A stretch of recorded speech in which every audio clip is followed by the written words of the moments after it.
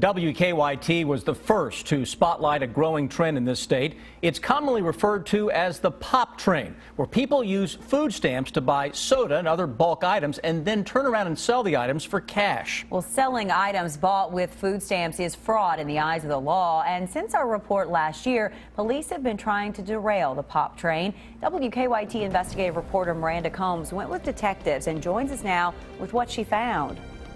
What we found is the pop train is still rolling along. Now, officials do point out that it has slowed since we first told you about the trend. However, Hazard police say not a day goes by where you can't spot a cart full of pop rolling out of popular stores. And that's where their case begins.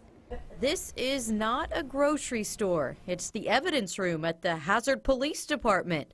And they have files and files of videos, too, like this one. Some have led to arrests, others will soon. This is something new for us as far as enforcement.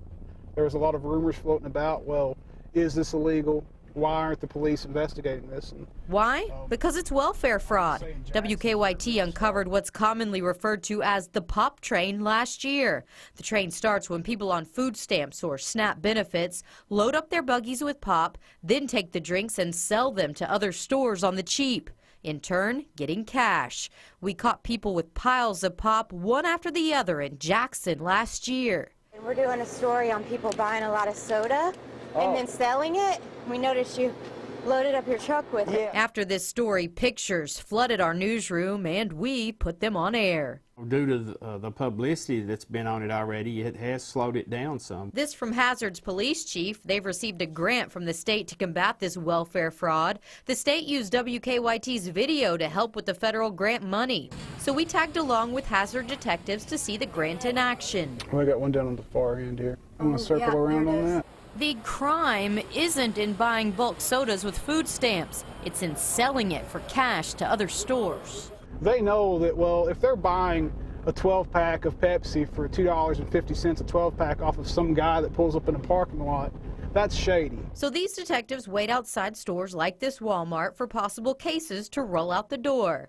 Check out the two men inside the store. Police believe they are handing off an EBT card or electronic benefit transfer card. Then you see two people roll out the door, cart full of pop, and a child in each seat. Here's another caught during undercover surveillance loading up Big Red into his trunk. You know, this comes out of our tax money. It's not right. It's not fair. When people take it, you know, they go inside here and purchase whatever they want and then resell it with the intent to defraud the government. That's not right.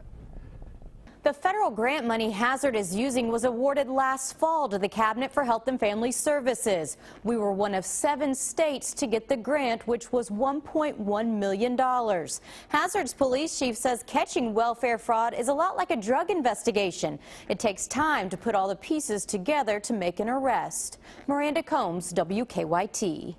We asked the Cabinet for Health and Family Services where other grant monies were sent. They didn't want to comment on specifics, but say grant amounts were determined in part by evaluating the type of support needed to protect operations and what was possible in each area.